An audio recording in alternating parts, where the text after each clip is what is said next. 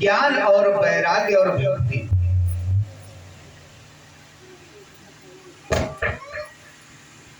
को अपनी अवस्थाएं प्राप्त हुई श्रीमद् भागवत जी की कथा श्रवण करने से। न गंगा न गया काशी,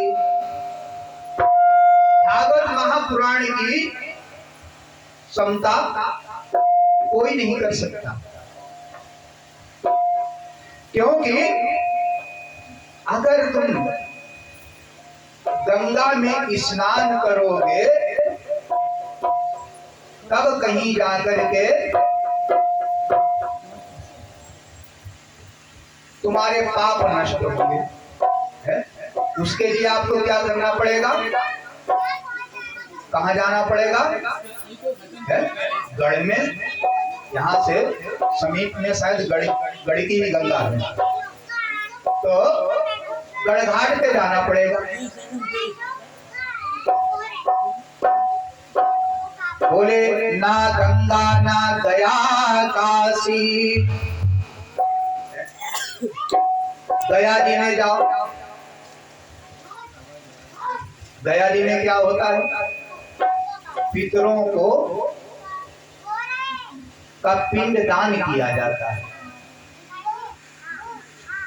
अभी नवंबर में आप लोगों के आशीर्वाद से गया जी में श्रीमद् भागवत कथा करने का हमें सौभाग्य प्राप्त हुआ।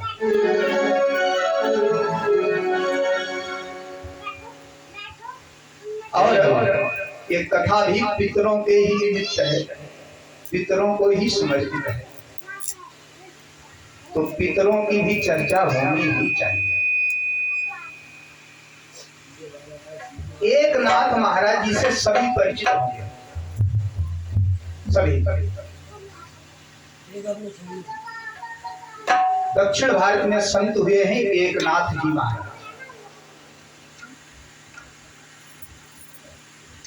कुमार का ही एक कनगते जो बोले जाते हैं, वो ही पक्ष चल रहा था। और एक नाथ महाराज जी ने ब्राह्मणों को निमंत्रित किया था पितृ भोजन के लिए।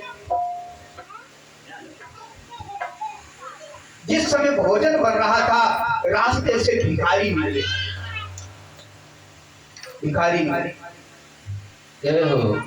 भिखारियों ने देखा कितनी बढ़िया सुगंध आ रही है, क्योंकि डालडा तो चलता नहीं था, जो भी बनता था वो ठोस वाले घी में बनता था। जय हो। और वो जमाना ही और था। अगर आज भगवान आ जाते, उठाते गोबर धन क्या खाग और डालडा खाते जो दिन रात। जय हो। अगर भगवान भी आ जाए, कलयुग में गोवर्धन उठेगा नहीं उनसे, क्योंकि खाने को मिलेगा डालडा, कहां से उठ जाएगा? वो तो बाबा नंद के यहाँ देसी घी का माल खेलते थे, इसलिए उठा लिया। अब तो महाराज डालडा का भैया हो गया रिफाइंड। तो देसी घी में भोजन बन रहा था, भिखारी मुझे सुगंध लगी। एक भिखारी ने कहा, भैया कितनी बढ़िया सुगंध आ रही है, भोजन बन रहा है, कभी ऐसा भोजन हमें भी करने को मिले। और वैसे ब्राह्मण को भोजन कराना अलग बात है, लेकिन ब्राह्मण को तो भोजन कराइए, ब्राह्मण नहीं करेगा तो कौन करेगा?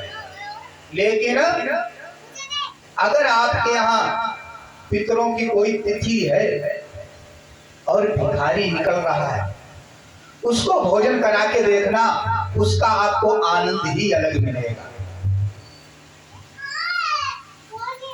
तो भिखारी ने कहा, भैया अपनी किस्मत में ऐसा भोजन कहाँ रखा है?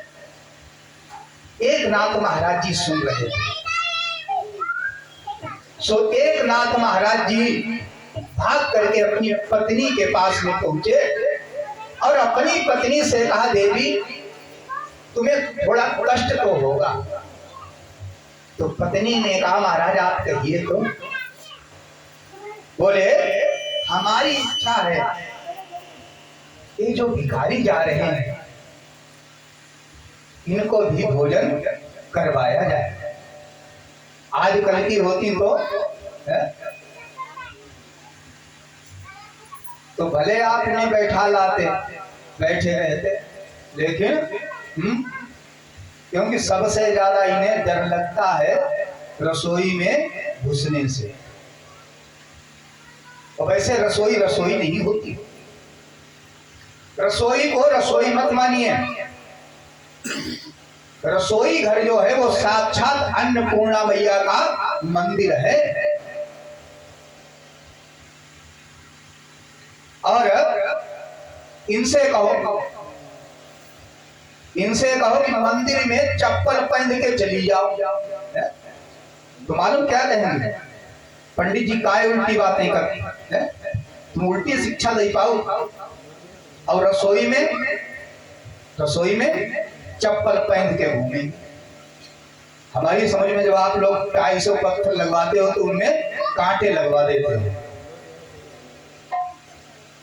मंदिर में जहां पत्थर की मूर्ति है वहां ये चप्पल पहन के नहीं जाएंगी, लेकिन जो साक्षात अन्नपूर्णा मैया का मंदिर है, जिसको खा करके हमारी और आपकी आंखें खुलती हैं, उसने चप्पल पहन के भोजन बनाए। जय हो। अगर तुम्हें अपने घर को सुधारना है तो रसोई घर में एक फोटो अवश्य लगाइएगा, और वो अन्नपूर्णा मैया की है। भोले बाबा कमंडल किए हुए हैं और अन्नपूर्णा मैया भिक्षा डाल रहे हैं। जय हो। फोटो लगवाइए रोजीना, वहां सुबह और शाम दीपक जलाइए। शाम को जब घर में आरती करो भगवान की, तो अन्नपूर्णा मैया के मंदिर की भी आरती करो, और 3 बार वो आरती ऊपर की तरफ घुमा दो, दाहिनी मोहिनी सती कह करके। वादा है हमारा, आपके घर में अन्न की कमी नहीं होगी। अब आपको हम बता दें, क्योंकि हम अनुभव वाली ही बात बताते हैं। 2012 में हमने 2 कुंटल गेहूं लिया था, 2 कुंटल, और 2012 से वो 2 कुंटल गेहूं हमारा अभी तक चल रहा है, अभी तक खत्म नहीं हुआ वो 2 कुंटल गेहूं। और ये आचार्य लोग सब जानते हैं, हमने अपने घर में एक अनुष्ठान केंद्र बना रखा है।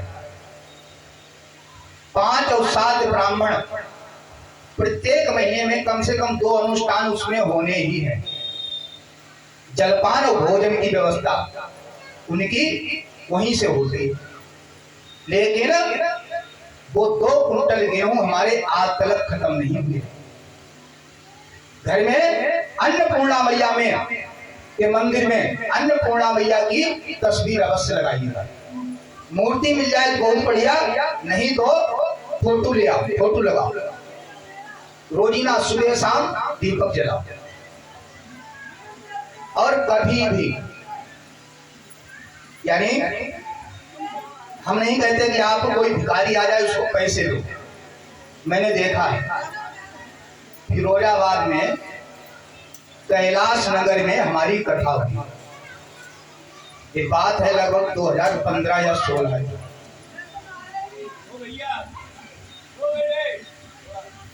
तो 2 बाबा वहां आए मोहल्ले में, और वो मांग रहे थे रुपए दो, रुपए ही लेते थे। शाम को हम लोग ऐसे निकल गए बाईपास पे आसपाबाद की तरफ घूमने के लिए। तो हमने क्या देखा कि वो जो 2 बाबा थे मोहल्ले में मांग रहे थे, और वो दोनों बाबा खड़े हुए थे कहाँ? मुर्गा वाली दुकान पे। अब हम ये नहीं कह सकते क्योंकि हमने देखा नहीं है, उनको हमने खड़े हुए देखा है कि वो वहां पैसे मांग रहे थे या क्या कर रहे थे। तो उसी समय हमारे मन में ये भाव आया कि जिससे आप परिचित नहीं हैं अब वो आपसे पैसे मांगे, उसे पैसे मत दो, बैठा के भोजन करवा दो, लेकिन पैसे मत दो, क्योंकि दान का बहुत बड़ा महत्व है। अगर आपके दान से सत्कर्म हुआ तो क्या होता है, आपको पुण्य मिलता है। यानी आपने जो दान किया और वो जाकर के धर्म में लगा तो आपको पुण्य मिलता है। और अगर वही धन कहीं जाकर के अधर्म में लग गया तो बोले अपात्र को दिया गया दान दाता को नरक में ले जाता है। अगर कोई भिखारी आ जाए तो उसे भोजन करवाओ, भोजन करवाइएगा। और वैसे भी हमारे बाप के घर पे दरवाजे पर जो आ जाए तो पहले तो उसको भोजन करवाइए। अगर हमारी भोजन कराने की सामर्थ्य नहीं है तो हम उसको जलपान करवाएं। जलपान, मान लीजिए हम जलपान भी नहीं करवा सकते हैं तो बोले हम क्या करें, उससे मीठा बोल दें। और बोलना भी बहुत बड़ी बात है, सबको नहीं आता। बोले अगर बोल भी नहीं सकते तो क्या करें, कम से कम मुस्कुरा करके उसका स्वागत करें। आजकल व्यक्ति हाथ में मोबाइल लेता है, स्मार्टफोन, और विचार करता है हम स्मार्ट बन गए। लेकिन मेरे भाई, हाथ में मोबाइल लेने से कोई स्मार्ट नहीं बनता है, चेहरे पर स्माइल लाने से व्यक्ति स्मार्ट बन जाता है। हम जो हमारे दरवाजे पर आया है उसका मुस्कुरा करके स्वागत करें, मुस्कुरा करके स्वागत करें। आज एक नाथ महाराज जी ने जाकर के अपनी पत्नी से कहा, देवी मेरी इच्छा है इन भिखारियों को भी भोजन करवाया जाए। पत्नी ने कहा, महाराज आपने तो हमारे मन की बात छीनी, हमें कोई परेशानी नहीं, आप बैठा लिए। और एक नाथ महाराज जी ने क्या किया,